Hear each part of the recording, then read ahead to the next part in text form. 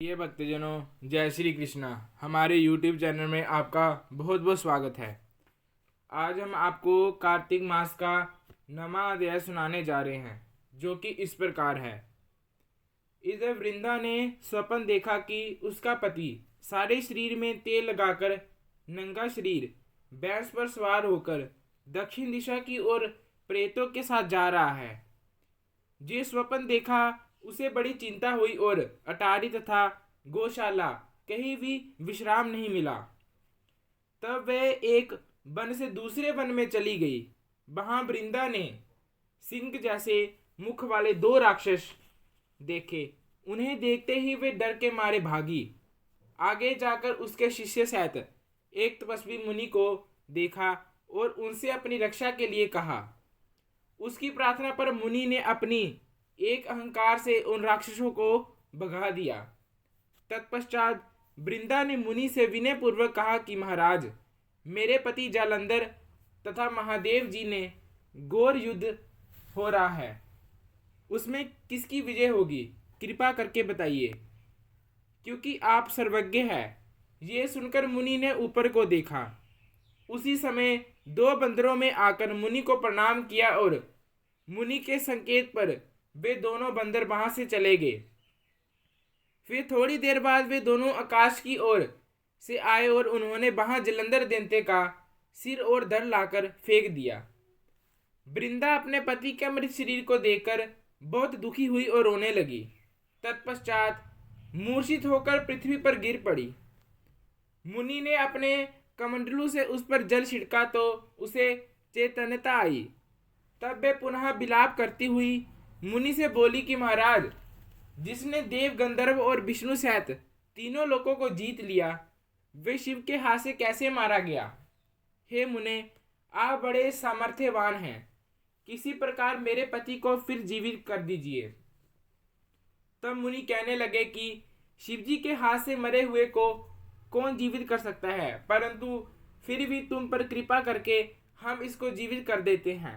ऐसा कहकर मुनि अंतर्ध्यान हो गए और जलंधर जीवित होकर वृंदा के साथ प्रेम लाभ करता हुआ आलिंगन वृद्ध हो गया। वृंदा भी अपने पति के वेश में विष्णु के साथ उस वन में रमण करती रही, परंतु एक दिन मैथुन के पश्चात अपने पति के वेश में विष्णु को देखकर वे अत्यंत क्रोधित हुई और श्राप देती हुई बोली कि तुमने मेरा प्रतिव्रत धर्म नष्ट किया है, इसलिए मैं तुमको श्राप देती हूँ। निश्चय ही वे कपट मुनि तुम ही थे और तुमने जो 2 राक्षस कपट के बनाए थे, वही कालांतर में तुम्हारी स्त्री का हरण करेंगे और जो तुम्हारा शिष्य था वे बंदर रूप धारण कर तुम्हारी सहायता करेगा। फिर कहा कि तुम शीला हो जाओ।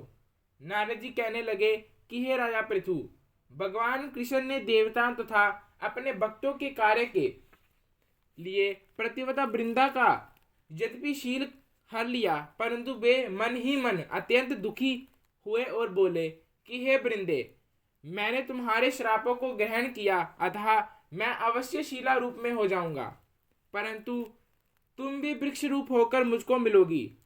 उसी समय वृंदा अपने पति के चरणों का ध्यान करके विष्णु के मना करने पर भी अग्नि में प्रवेश कर गई। नारद जी कहते हैं, हे राजा पृथु, इधर शिवजी बड़े भयंकर बेग से राक्षसों को मारने लगे। शिवजी की इस तीक्ष्ण बाण वर्षा के आगे शुंभ और निशुंभ भी न ठहर सके और वे युद्ध से भाग खड़े हुए। तब शिवजी ने उनको श्राप दिया, क्योंकि तुम युद्ध क्षेत्र से भाग गए हो, इसलिए पार्वती के हाथ से मारे जाओगे।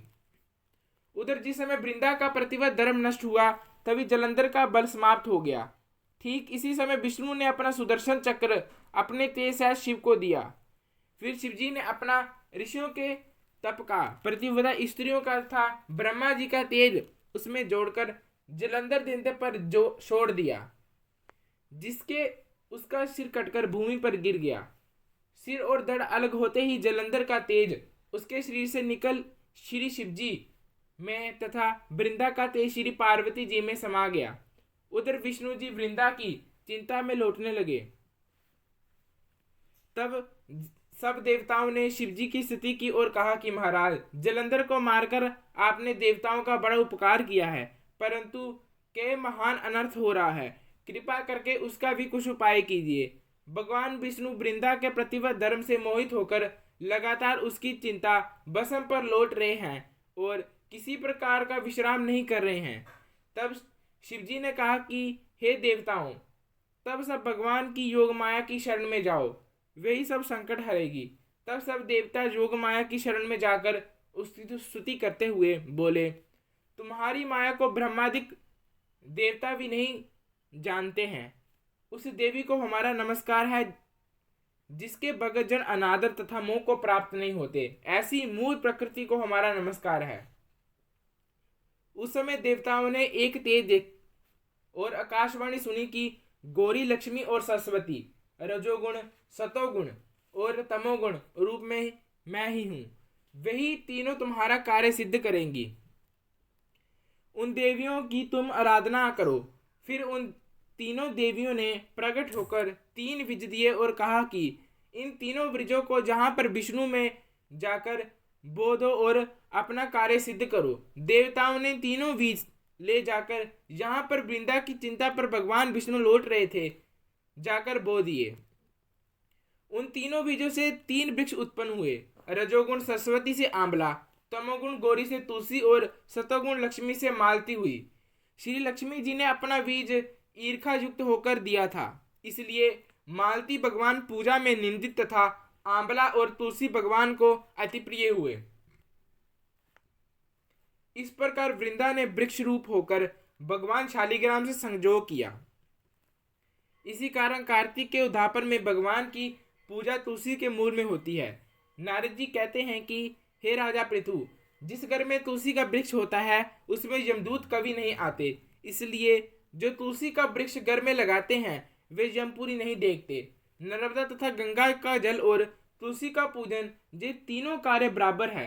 जो मनुष्य तुलसी तथा आंवले की छाया में अपने पितरों का श्राद्ध करता है उसके पितर मोक्ष को प्राप्त हो जाते हैं।